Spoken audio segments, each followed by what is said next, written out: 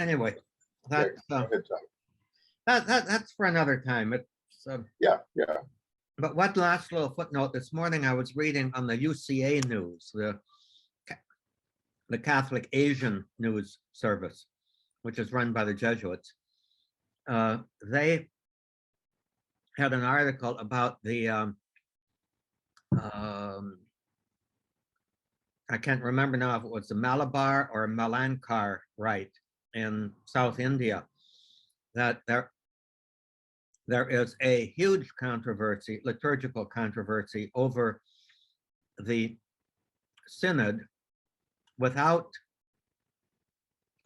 particular consultation is forcing a new modernized ritual on everybody.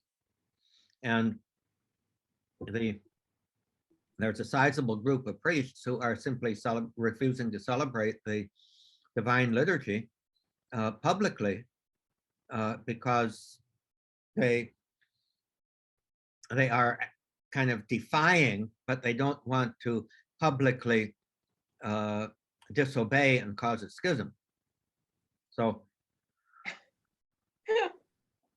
it's interesting the direction that is going. I need to read a little bit more about it, but there's some kind of lesson in there, methinks. Oh, forgiveness and justice. Did you read Kathy's email? I did. Kathy wrote that she can't be with us this morning, but she wrote some rather good reflections on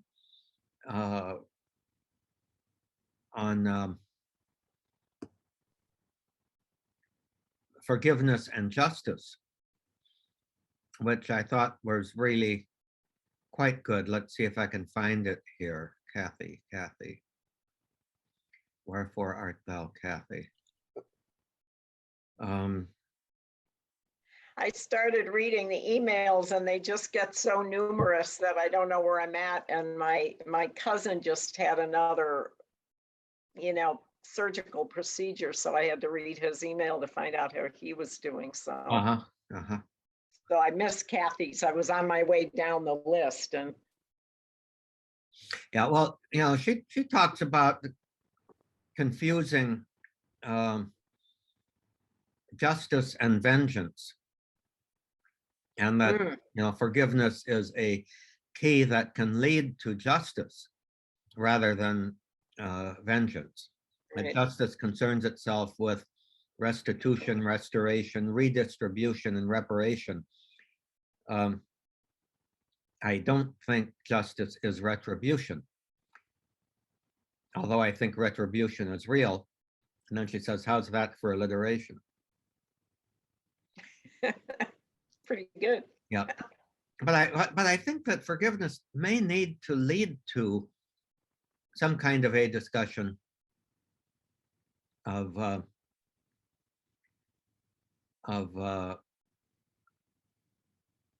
justice. And again, justice has, just as you were reading what you wrote, justice has a lot of different meanings. It can mean retribution. It can mean that in one way or another. Or is it, leveling the playing field and making sure that everyone has a part in what we're doing. Mm-hmm. So it has several different nuances, I think, that are important to differentiate. It's interesting, the academic study, of guys who want to become cops or women, it's criminal justice is the major area. And that, what does that mean? Does it mean reforming in the sense of rehabilitating, or is it just getting even? Mm-hmm. Yeah, I mean, what do you do when you throw somebody in jail? I mean, and we know what the condition of our jails are. So, is that really justification for that kind of justice to alliterate? Yeah, we're all into alliteration today. Yeah. Well, I find it very, very interesting. Back in the early days of my serving on juries, a couple of things became quite evident, but one was it's very interesting that once a crime becomes a matter for the judgment of the courts, it is not the victim versus the perpetrator. It's the state versus the perpetrator, or the people versus the perpetrator. And I think we've forgotten that because we often think justice as as something that the victims are owed. And they're not really. Justice is something that the society is owed. The victims need to be compensated, need to be helped, need to be healed. But watching the murderer fry for his crimes is not justice for the victims. Right. Might bring some kind of healing, might bring some kind of closure, Satisfaction of some sort. satisfaction. Now that you mention it, I think they often confuse satisfaction with closure, Right, right. and that may not be Satisfaction is maybe the beginning of the closure. Mhm. Now, a civil case is the alleged victim versus the alleged perpetrator. Oh, that's interesting. Okay.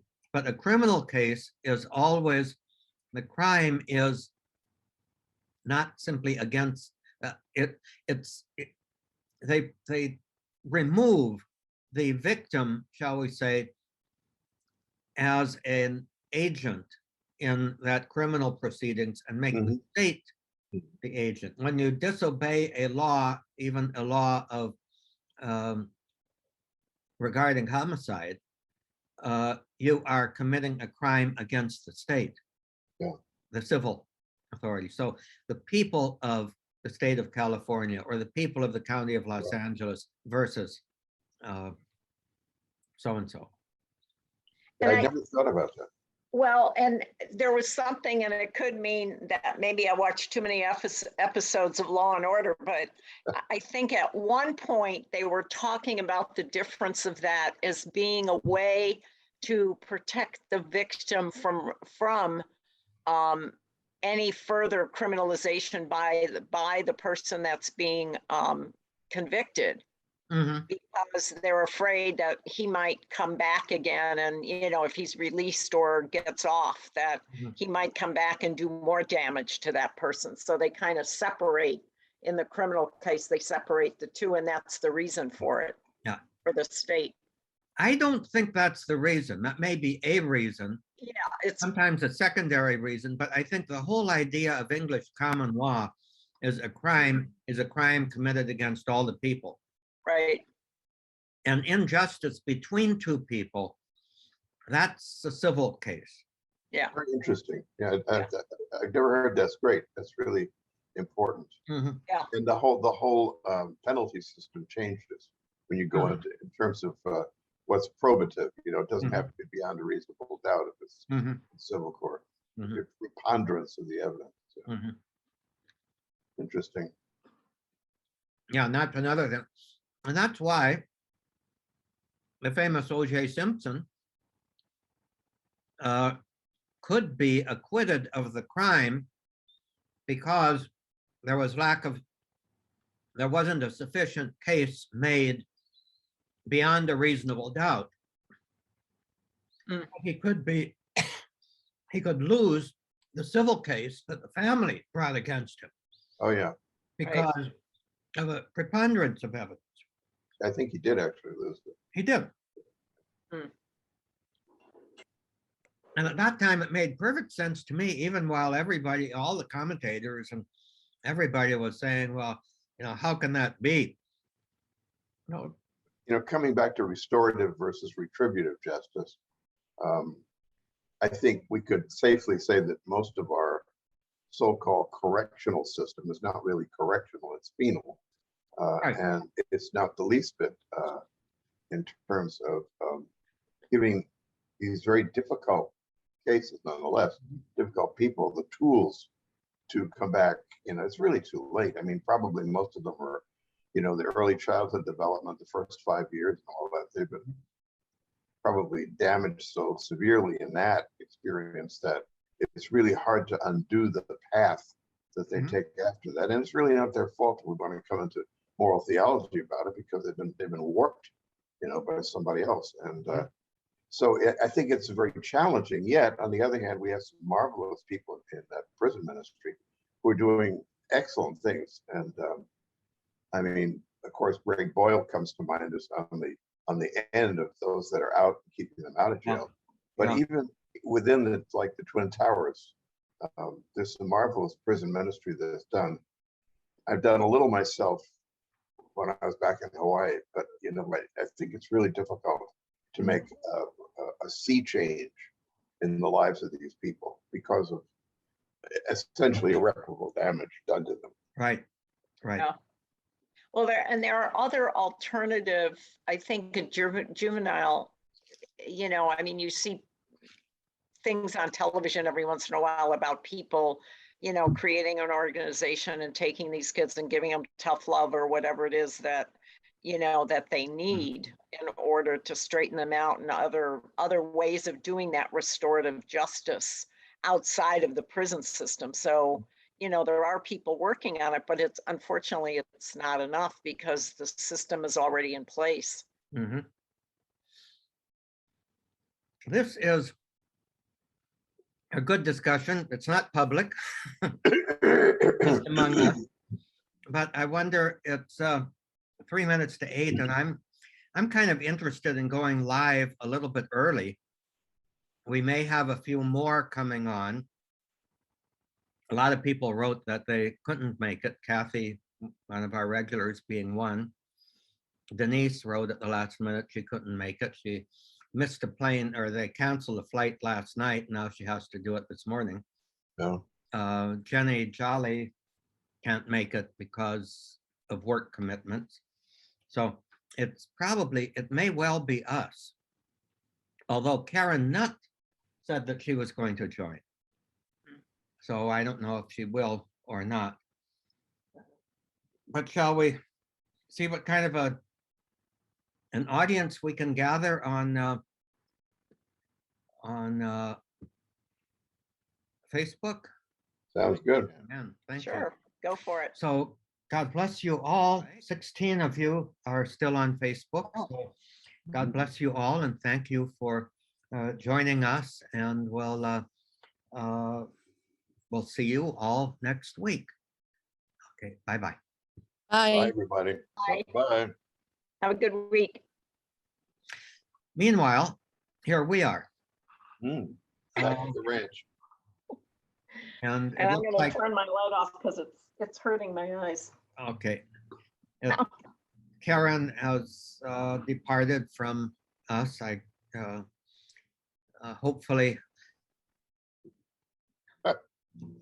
Hopefully she'll join us. I know her quite well from way back, and she, I think, will have a lot to contribute to our conversation. So hope she'll be able to manage to do so visually also. No, I always find it really difficult to do these sorts of things on a phone. I mean, I just prefer having my computer in front of me. It just seems so difficult. Right. Yeah. I just would never do it on an iPhone. I mean, just too small. We need the full. Yeah. The problem is, and I'm not sure what kind of computer or cameras that you have, but I've got a MacBook, and the camera on MacBooks, for as expensive as those things are, the camera is totally inferior. Really? Yeah. And the phone actually has a much better camera and will get a clearer image than than what you can get on a MacBook. But you have a real camera, Tom, right? You got something rigged up. No, actually, I've got the, it is just the MacBook. Okay, I Uh, mean, the resolution looks pretty good to me. very yeah. good, very clear. Yeah, very Well, it's clear. not too bad on a portion of the screen. If it's a full screen, it's a little bit blurry. But this fall, everybody is hoping that they're going to come out with a new MacBook with a better camera. Oh, And if that's the case, I'm prepared to spring a couple of $1,000s for it. yeah, they're gonna because jack I've up the used this price. stuff so much. Yeah. Pardon me? They're gonna jack up the price enormously when they do that. I Oh, mean, well. it's just incredible what they get now. You know, the Renaissance, they had a whole renaissance of in Mac. Remember, I was an old Mac guy, and then it sort of went out of vogue, and then it came back. You know, and it with major improvements, right? Yeah. So, but they're great. They're great. My son said to me, he says, you know, Dad, you need to come into the real world. You need to get a PC and all. I never had a PC. So anyway, he converted me, you know, to the PC thing. So I've never gone back, you know. Mhm. My wife's a dedicated Mac person, but you know. Well, I was always a dedicated PC person until I looked around and saw how much easier everybody who was a Mac person could do, or an Apple person could do with that stuff that I was trying to do with difficulty. And so I don't know, back around 2013, I think I made the switch, and I haven't regretted it. Now I guess I'm just crazily enough. I mean, I started out with an IBM PC, and because my dad worked for the company for 30 years. So it's sort of like, so I'm still on Lenovo, even though it's sort of, you know, like they bought it out. So that's what I have, Karen. I mean, Jen, I have exactly the same, and I'm very happy with Lenovo. It's user friendly. Mhm. Yeah, it's pretty good. I you know, this is I think my third ThinkPad. So Mhm. Good. Bottom line there is whatever works. Right. Exactly. right. Yeah. So any thoughts about how we did and where we should go from here? Given the fact that there's probably 4 people at least who would like to be on, who can't be on, and they probably will. And it's kind of, you know, I don't know, it's kind of a good thing to be having a large team with large team input in this. But maybe at this point of the recording, which, you know, I make this available on YouTube too, you know, I could say, well, go to minute number XYZ to see what we are thinking, that 3 of us are thinking about next time, and where we go from here, and what the you know, what suggestions you might have, what the other members of the team. Good idea. Mhm. So what are you thinking? What am I thinking? We used to have a professor in the seminary, Charlie Barr. We used to call him Crazy Charlie. He would often, at some point coming into the class, you know, simply stop and stare at somebody in the class and say, what am I thinking?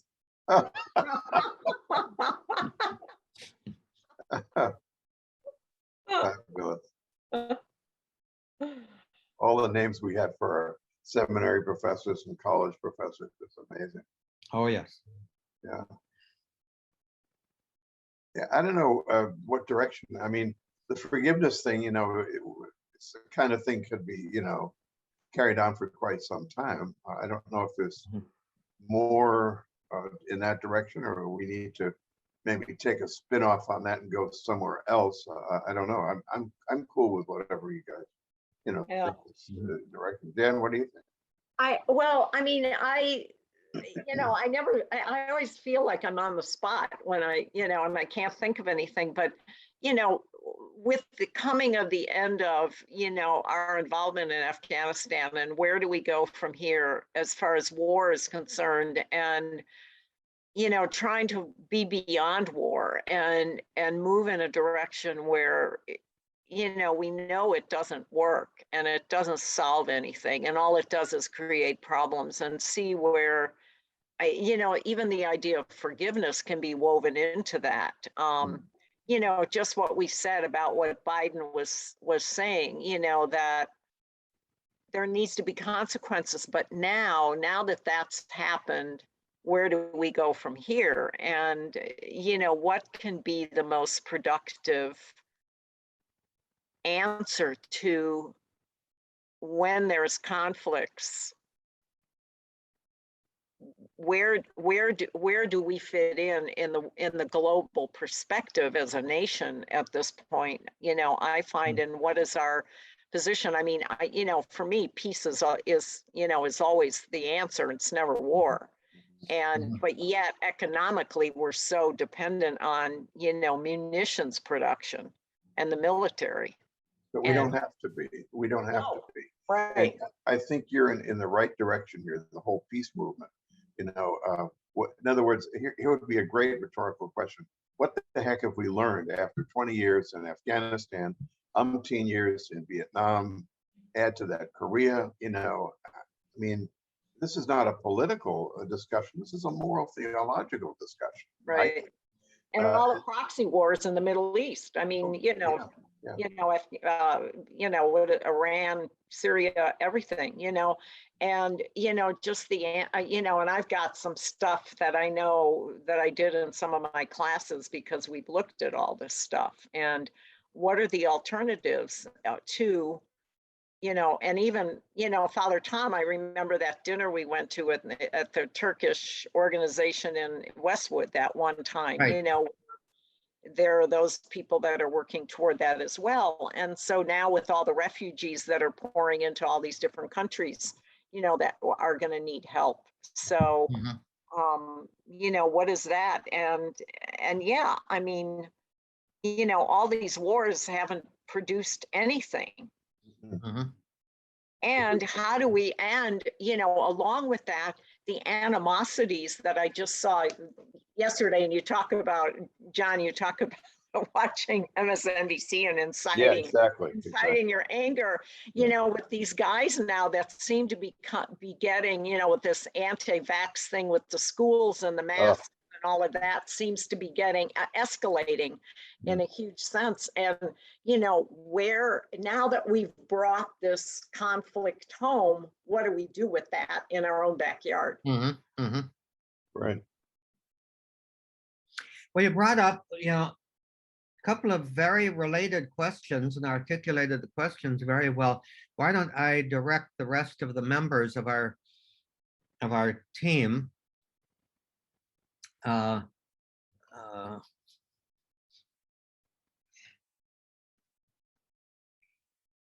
the only thing that I can think of, I've got to get this out because I just want it to disappear, is to call the team Beaners. But yeah, that has another connotation. That has there are a variety of connotations there. So, at any rate, I think I'll just stick with coffee team, and perhaps the other members of the team can weigh in on this, and maybe we could come up with some kind of a launching point for next week that may be interesting. Yeah, I think it's timely what Jan was saying. I mean, this is the end of the war, and it's a real historical watershed. Yeah, it is. It is. I'm anxious to see what Doris Kearns Goodwin and John Meacham, all these wonderful presidential historians have to comment. Usually Rachel or we'll have them on, or somebody on MSNBC or whatever. And I find them so insightful with that breadth, There was, and I can't remember I was looking at it on Twitter because I tweeted Lawrence O'Donnell last night. He had this guy, is it Cincioni, who I'd never seen before, who's at some university back east. I can't remember now, but just brilliant what he said last night. I mean, I should look at the recording again and see what he said. He said there was one comment he made that was just so right on. And I mean, that's the thing, is how do we learn the lessons? And even Rachel last night going through the history of the British 3 times, which of course they were so involved in India. And then I've done some writing on their involvement in Tibet as well, which also includes the Russian influence that was coming into Tibet at the beginning of the 20th century. And how they were trying to prevent the Russians, Georgiev or whoever was having an influence on the Dalai Lama at the 13th Dalai Lama at that point. And so they were trying to prevent that connection from happening. So they went up and had a treaty signed by the Lama. And the commentary in the book that the guy wrote is Young Husband was his name. And, it's just another one of those stories, those boondoggles, those British boondoggles that they kept doing, Yeah. And, to what extent are we reaping the fruits of the seeds that were sown by British imperialism? Oh, Right. yeah. That's, Right. Yeah. Which has developed, which I was going to say, is it came back to me, the thought, the military industrial complex, is this, the question is, I think for maybe next week is, along with, what do we do post Afghanistan, is could this mark the end of the military industrial complex? Oh, that would be a wonderful topic. Yeah. That's a wonderful formation. I'd like, though, to try to keep the God-centered. I'm tempted to say spiritual. Sorry, but the God-centered connections there, because in most public media, I mean, God's at the center of everything, but in most public media, God is kind of excluded. So, where are we from a gospel perspective? And granted, there are enough sources that present these things from that point of view too. But I think we need to keep the gospel, not just values and not just gospel message, but I think the reality of the centrality of Jesus Christ in that discussion. That's true, but making it political. Right. We could ask ourselves a very simple question. Where did Jesus stand regarding A, the military, or B, the industry? In other words, the greed thing, the money thing, the acquisition thing, and the rough stuff of military rule. I mean, the term military industrial complex is a canon, so to speak, in political stuff. But I think it has some theological stuff behind it. Yeah. Well, and don't we think that ancient Rome, the Roman Empire, was kind of a model for the MIC anyway, in many respects, and Jesus was responding to that. Exactly. Redite ergo Caesar, return unto Caesar that which is Caesar. Yeah. Right. And the reality that the Roman Empire was something of a model for the direction that the church developed after the 4th century. Right. With the Crusades and everything. I mean, the Crusades was another form of that. And the development of an imperial papacy. Yeah, exactly. Yeah. But where do we get a handle on that time to start? Because that could take a century in itself just to discuss all that stuff. Well, and to what extent, I mean, what would be the level of the discussion for a group like we are is another question too.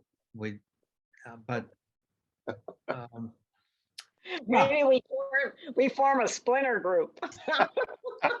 Well, there have been plenty of those. Schism.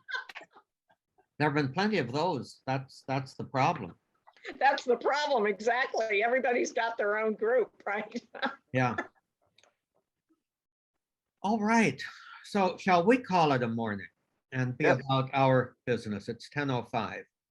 Yeah, And so thank you, Jan. Thank you, John. And thank you to all who are going to, all the other members of the team who are going to be watching this, at least from the conclusion of this, because most everything else was sort of chit chat, but and see where we go from here for next week. Sounds good. Okay. So God thank you, bless you. Tom. Thank you, Bye-bye. John. Have a good Pax week. vobis. Bye-bye. Pax vobis.